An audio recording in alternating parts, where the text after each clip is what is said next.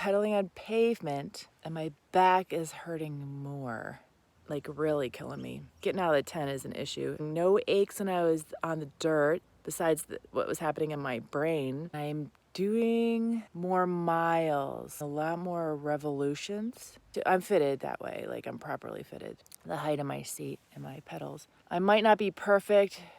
There's certain terms for this, but I'm using this for the general public so they understand. Where I might not be perfectly fitted is the distance from my seat to the handlebar. I did adjust it a little after a guy matched the numbers from my road bike, but then I didn't think that would work. Some people said it's fine, it's the same thing, and other people said no, it can't work. So who the hell knows? These are bike shops. Don't you wish there was just like one super expert on every topic these days? Everything is so flooded. When the internet first started, I loved when you would I just want 10 recipes of the best chocolate cake. I don't want 500.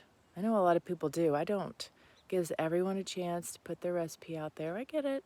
It would be fun. Take one recipe, like chocolate cake, let's say, and find 10 people on the panel that all have a sort of opposite taste buds. That would be a cool test. So the idea is to get the most diverse taste buds to agree on one, and that must be the best recipe. That's gonna be a show now. It's gonna come out. This is what I do.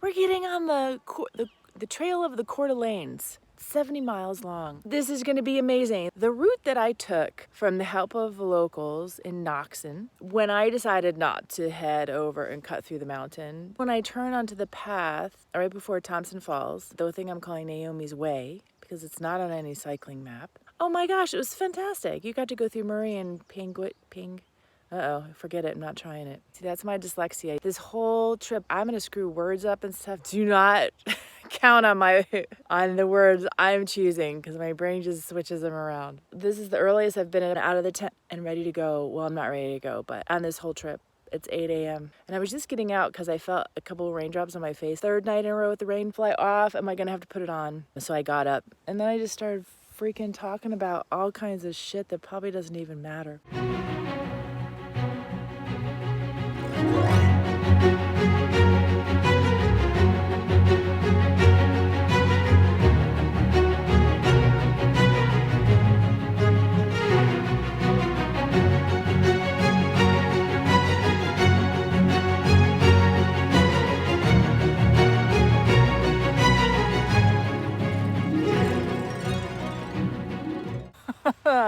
That was like borderline. Boy, did that work out. I would have been rushing, put the rain fly on the tent. I would have had to get back in the tent. Everything would have been now soaked. I haven't had a cycling rain day. I've had amazing weather this whole trip. I don't know if this is like my 27th day of cycling, but I've been gone for over a month.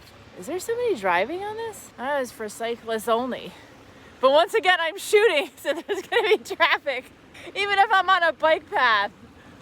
It looks like it's gonna clear up. And then since I'm gonna be on the bike path, I won't get sprayed by the wet road. The bike path literally is right there. See it? And you know what else? We got a pussycat. Oh, hi, sweetie pie. You were here last night. You slept outside then. You're just the bar cat. Looks like there's a company there, comes and drops off your bikes, and you just get to go one way. It's called the Cycle House Bike Shuttle Service. What's inside this place look like? Aww. They just have this great old charm, Western charm that is unique to the area. Where I hung out on the porch is called the Snake Pit. Right here we have the Trail of the Coeur d'Alanes.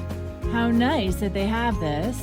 A partnership between the Union Pacific Railroad, the federal government, the state of Idaho, and the Coeur d'Alene tribe allowed for the cleanup and development of the Trail of the Coeur d'Alanes. They show where there's restrooms, where there's picnic tables and a bench and trailheads.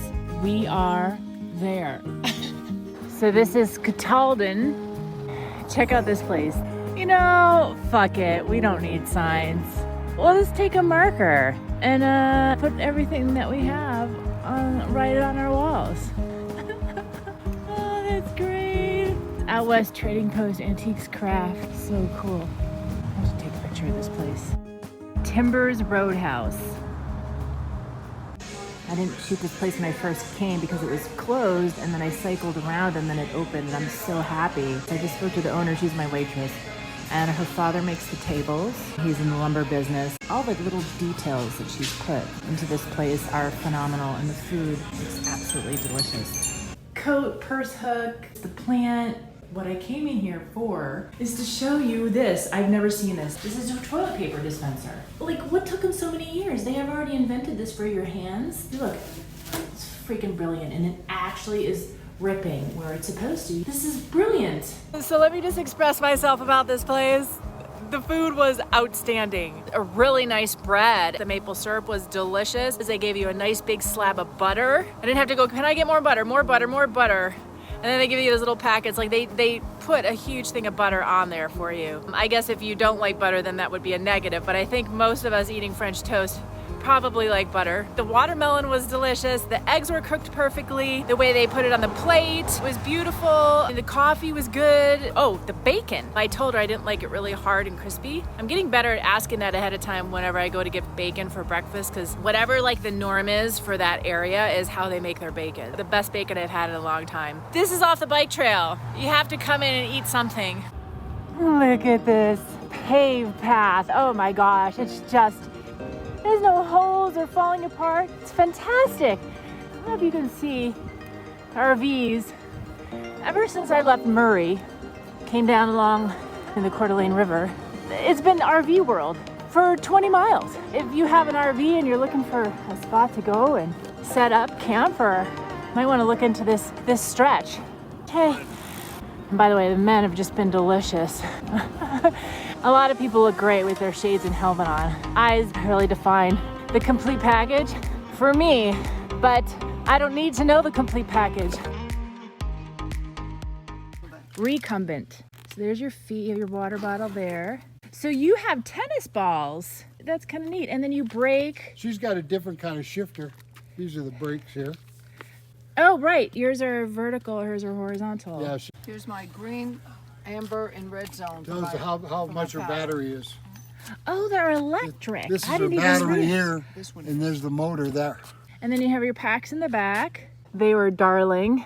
Linda and Chuck told me, since I'd like to do some sightseeing and not just go by places. Harrison is super tiny. She goes, oh, wait till you see it. It's so tiny and sweet. She reminded me of my mom, because my mom always shows it a great appreciation for just cute, quaint things. I've never seen so many people over 60 on bicycles as I have riding around in Montana and Idaho. Hi, Mr. Deer. I'm just gonna go around you, okay? Hi. Hi, baby. Look at all the flowers. The water lily's in bloom. Beautiful. Welcome to Harrison. And this is the hill to the town. All right, cool. There's food there. One Shot Charlie's. This is the spot. All right, what's this place look like inside? Oh, okay. Cute. But I want ice cream. Rip-proof overalls. Yay! Creamery! Look how sweet this store is. I got Espresso Explosion, which has Java chips in it. Let's go walk this little town here and see what it has. They have public bathrooms, a beautiful little grassy park, and then this is that upper level. The Harrison Trading Post is a supermarket. There's a post office, some cool bike art. It's cool to see a sign that has the word records in it. Isn't that great? Hi. Oh, this is the shop the woman was telling me about. We have to go in here. I've seen these before at antique places.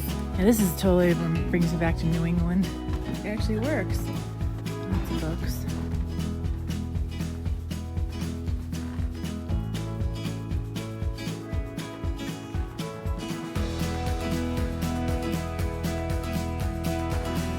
You get the idea. What's this? Well, that was unexpected. Just left Harrison after a nice 2-hour break. I sat in the park, chatted with my sister Monica. It was nice sitting in a park watching kids on the swings, things I never do. There was a campground there next to the marina, super teeny. I saw some cool spots right at the water's edge, but it's only like 4:30 and I just want to keep pedaling. This is the bridge that we take across. so beautiful. I cloud covered the sun just so you could see. Oh, wow. Look at this. How special is this path? This lower part is less busy with boats. It seems like it has a lot of logs. This is the most brilliant design. Do you see how they give you a shelf? So you have a climb and then it gives you a break. You have a climb. Oh my God, it's brilliant.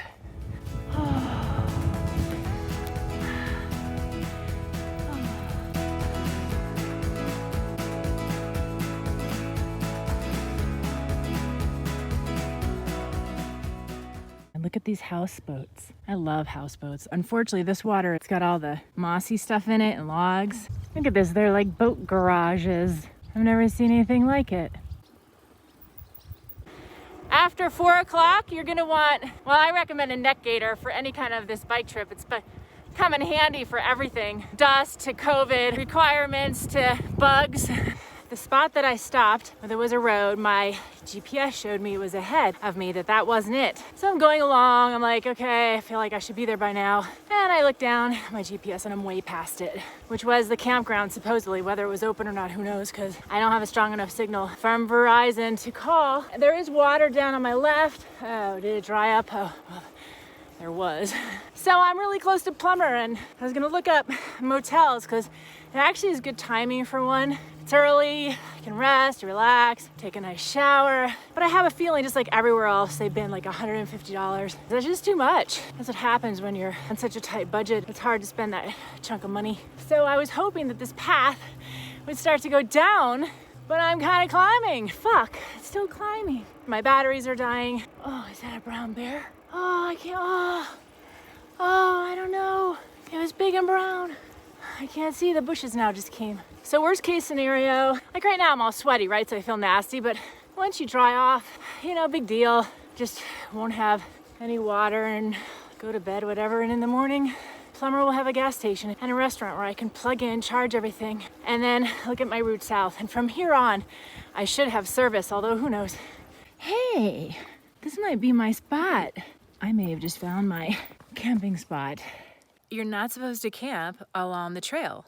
When I got here, I had stronger service and I had a friend call. There's only one motel in Plumber and it was full. There are no campgrounds. The RV park doesn't do tents. The campground actually that I passed, it's 5 miles back, that's full. I have absolutely no place to sleep. Where am I supposed to sleep? In Montana, which we're not in, there's a rule that if you go to a campground and they're full, they would still have to take you in and find a space for you if you're on a bicycle or you're backpacking. Not in this state.